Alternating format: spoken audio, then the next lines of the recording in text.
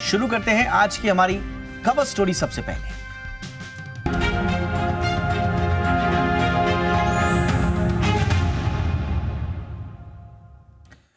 New India cooperative bank की सभी आर्थिक गतिविधियों पर आरबीआई ने बैन लगा दिया। आरबीआई ने बैंक में आर्थिक अनियमितताओं के मिलने के बाद यह एक्शन लिया। आरबीआई ने बैंक के बोर्ड को भी बर्खास्त कर दिया है और एसबीआई के पूर्व सीजीएम श्रीकांत एडमिनिस्ट्रेटर नियुक्त किए गए हैं। आपको बताएं कि कल शाम सबसे पहले इस खबर को जी बिजनेस ने दिखाया था। फिलहाल बैंक की शाखाओं के बाहर खाता धारकों की भीड़ लगी हुई है, तो बैंक के कई ग्राहकों को अपनी गाढ़ी कमाई के डूबने का डर सता रहा है। आखिर आरबीआई का डंडा बैंक पर क्यों चला? बैंक के खाता धारकों का क्या होगा? बार बार बैंक की गलती का खामियाजा उसके जो ग्राहक हैं, कुछ हद तक कर्मचारी भी और बाकी स्टेक होल्डर्स कब तक भुगतेंगे? आज करेंगे इसी पर खास मेहमानों से चर्चा। सबसे पहले देखिए रिपोर्ट। मैं लौट रहा हूं बहुत ही खास मेहमानों के साथ।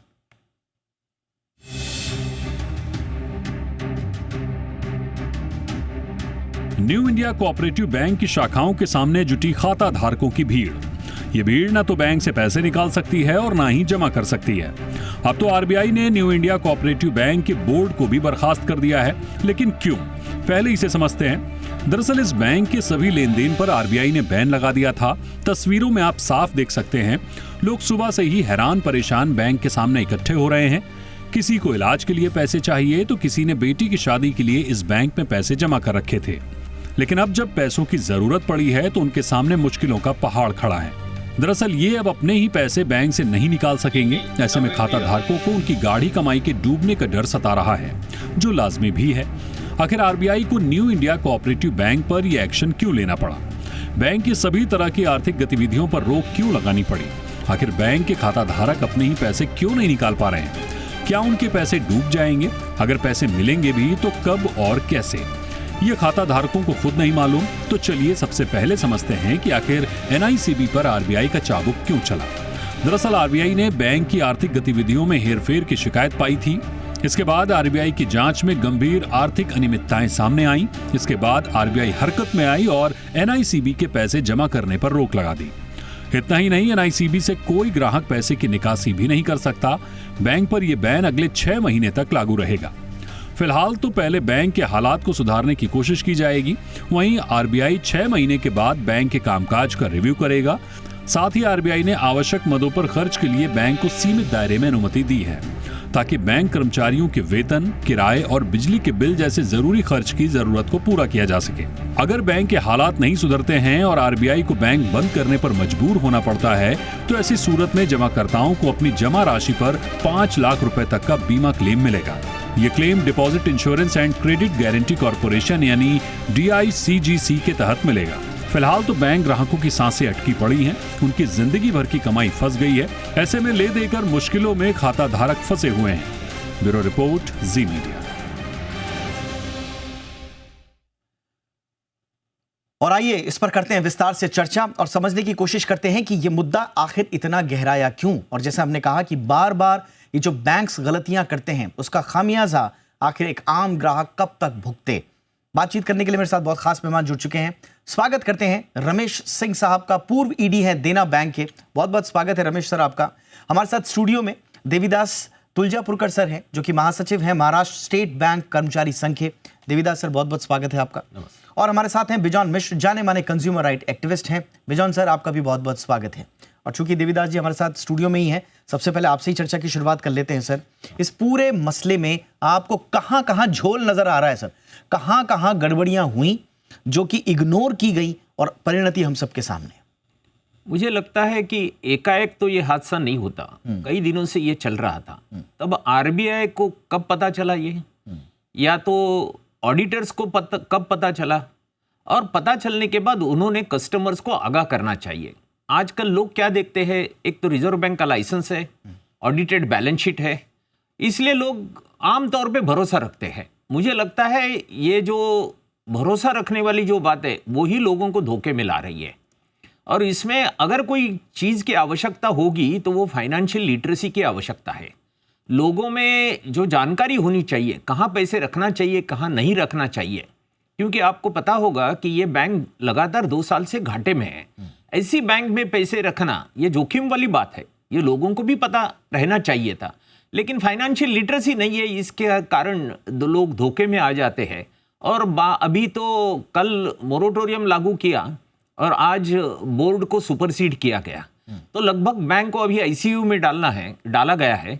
इसका मतलब बैंक का अभी रिहेबिलिटेशन होने की उम्मीद बहुत कम है। किसी दूसरी बैंक में मर्ज करना पड़ेगा और मर्ज करते वक्त अगर सैक्रिफाइस किसी को करना होगा तो आखिर वो आम डिपॉजिटर को ही करना पड़ेगा। सिर्फ एक ही बात है कि 5 लाख तक के डिपॉजिटर्स को आज नहीं कल नहीं परसों, लेकिन 3-1 महीने में पैसे मिल सकते हैं। ऑलराइट सर, लेकिन आप बड़े सवाल उठा रहे हैं और बड़े जेन्युइन सवाल हैं। रमेश सर, आपके पास ये आना चाहूंगा। जो देविदास सर कह रहे हैं कि 2 साल से बैंक घाटे में था, आपके ऑडिटर्स ने ऑडिट किया होगा इस बीच में, उस ऑडिट में क्या निकला?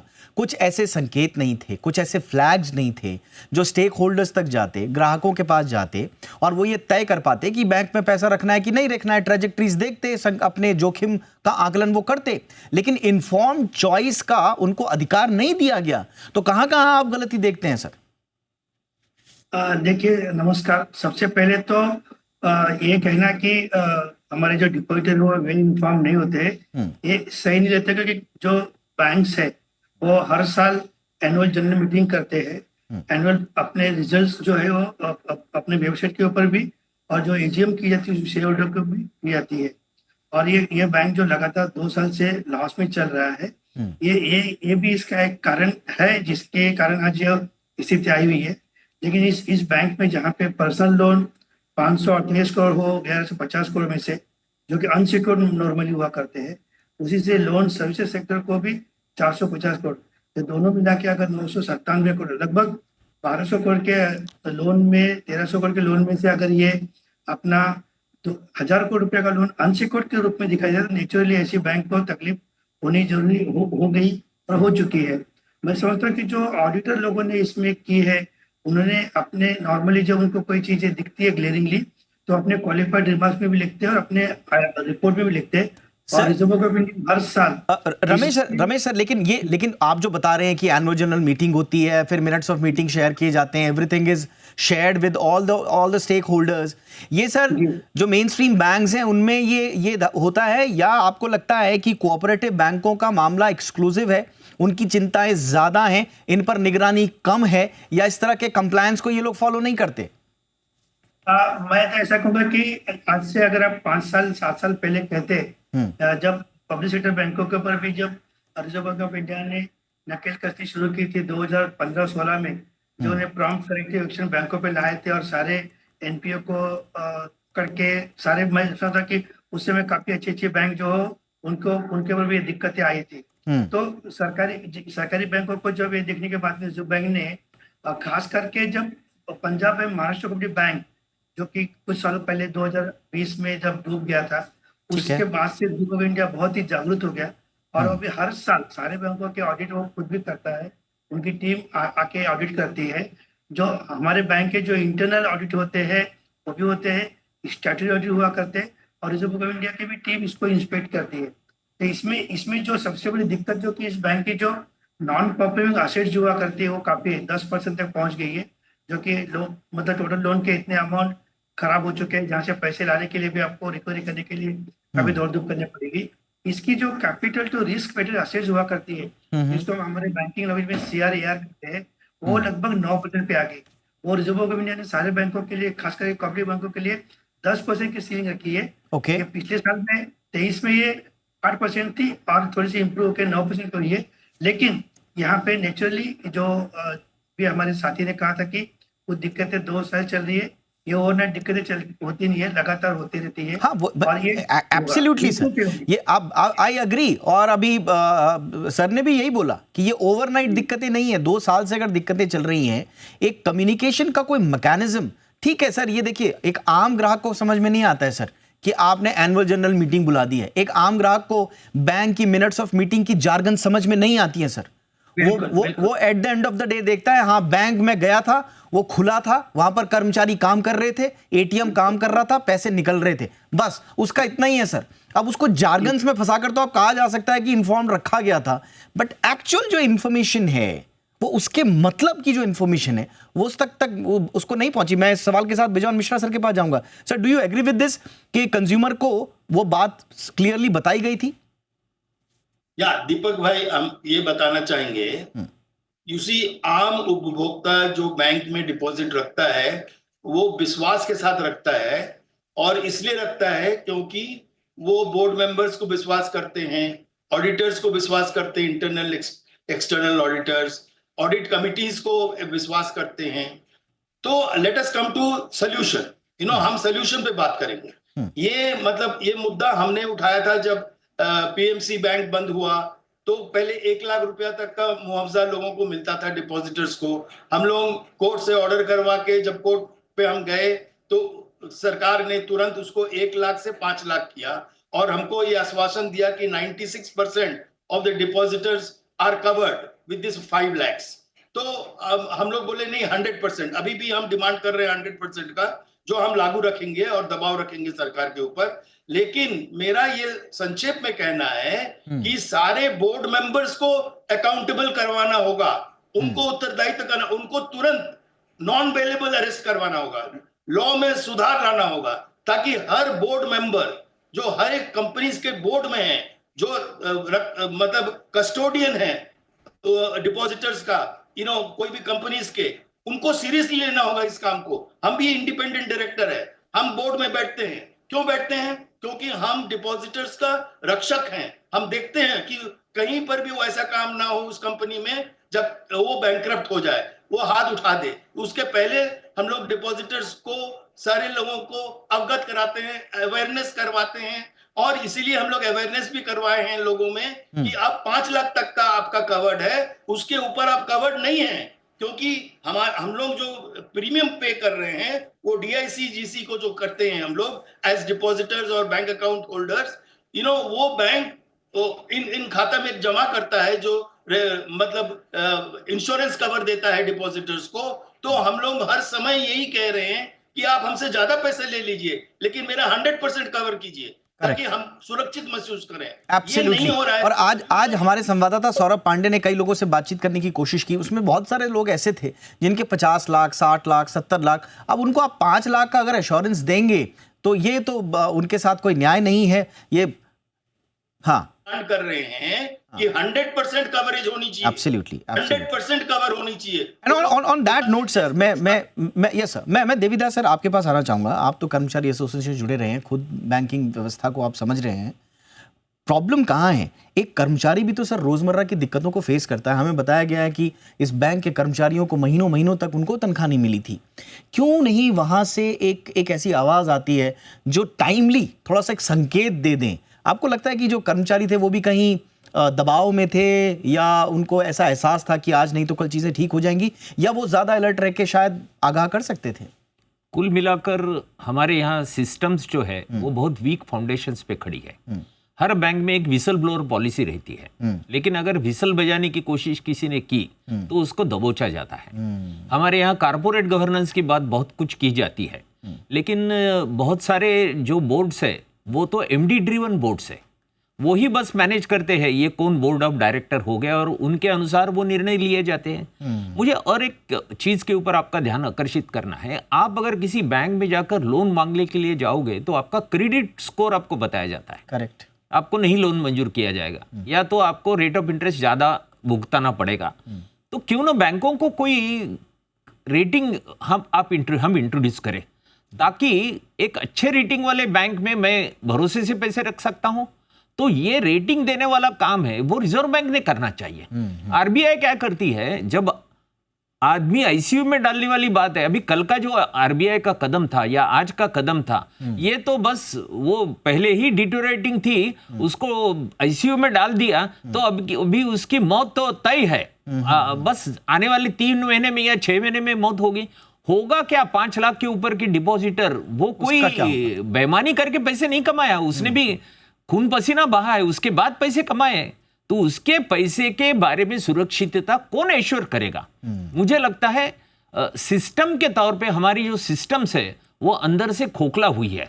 सिस्टम को कैसे मजबूत किया जाए, चाहे फिर कारपोरेट डेमोक्रेसी वाली बात हो, कारपोरेट गवर्नेंस वाली बात हो, इन सभी सिस्टम या विसल ब्लोअर पॉलिसी जैसे पॉलिसी हो, इनको मजबूत करने की आवश्यकता है। ये कहा जाता है कि ग्राहक राजा है, लेकिन आज हालात अगर देखा जाए तो ग्राहक भिखारी है। बस इतना ही मैं कहूंगा। ऑलराइट सर, लेकिन आपने एक बहुत इंपॉर्टेंट बात बोली, ये सिस्टमैटिक जो, रमेश सर, ये होता क्यों है? मतलब आप थोड़ा सा, आप दोनों के दोनों बैंकिंग सिस्टम से जुड़े हुए हैं, कहाँ गड़बड़ी हो रही होती है, कहाँ से ये बात शुरू होती है और अचानक से, पिछली मर्तबा तो हमने देखा था कि साहब बैंक ने थोड़ा सा लिमिट भी दी थी कि आप थोड़ा थोड़ा विड्रॉ करते रहिए। इस बार हमने देखा कि कुछ भी नहीं निकालने दिया। 5 लाख की सुरक्षा का भरोसा ज़रूर बोल रहे हैं।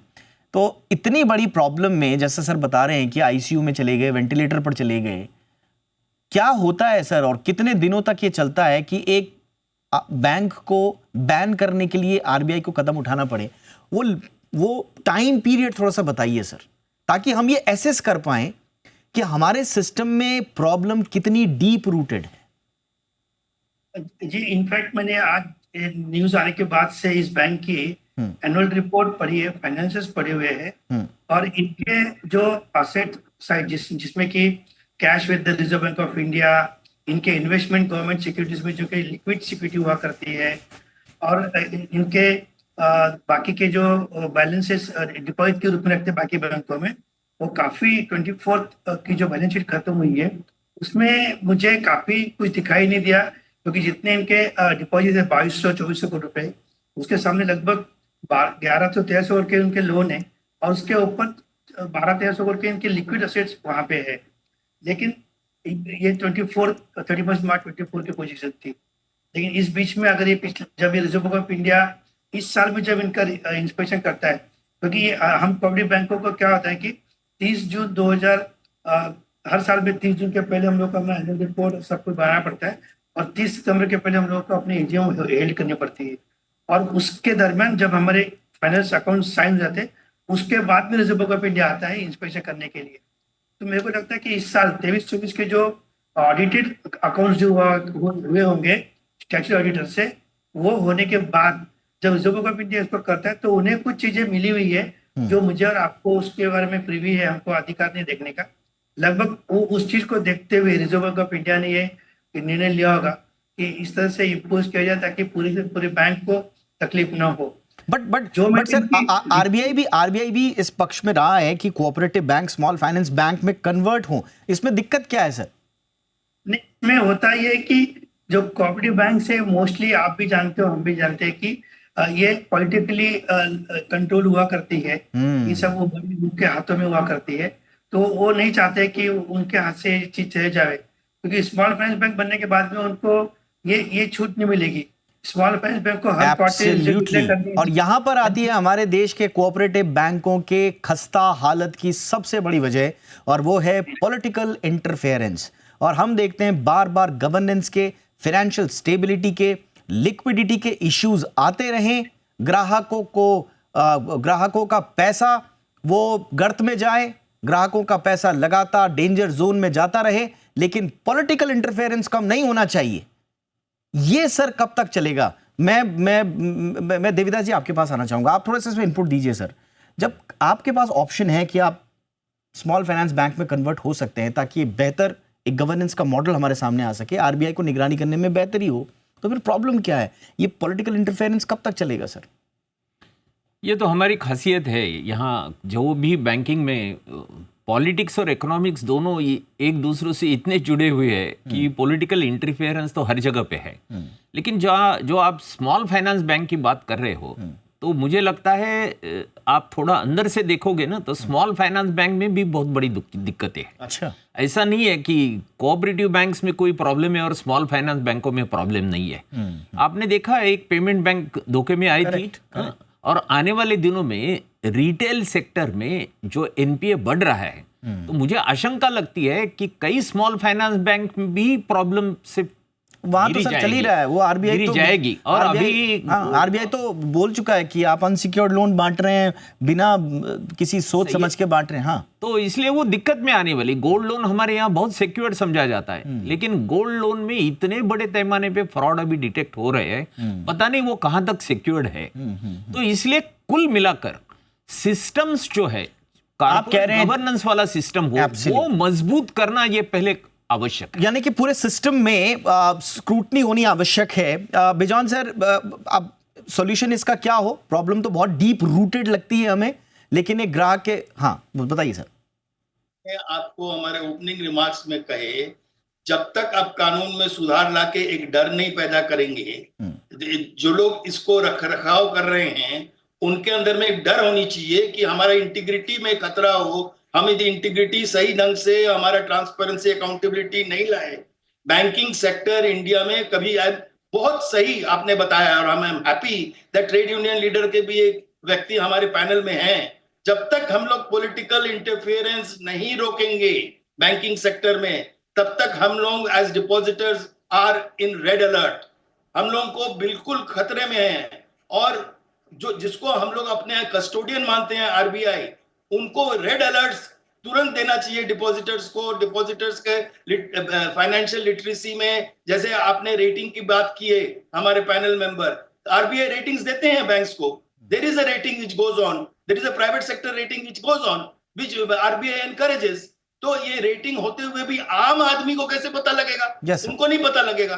तो जब तक जो लोग बोर्ड ऑफ डायरेक्टर्स में अपॉइंट होते हैं, जब कितने सिफारिश करते हैं डायरेक्टर बनने के लिए बैंक्स में? बिल्कुल सर, बिल्कुल। सिफारिश होता है?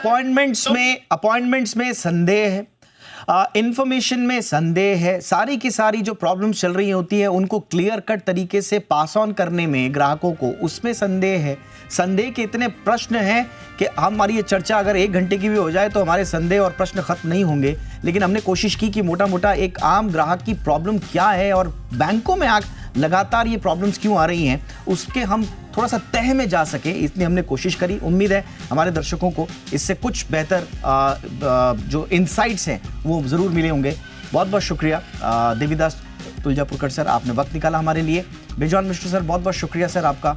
Ramesh Singh sir, thank you so much sir, आपने वक्त निकाला।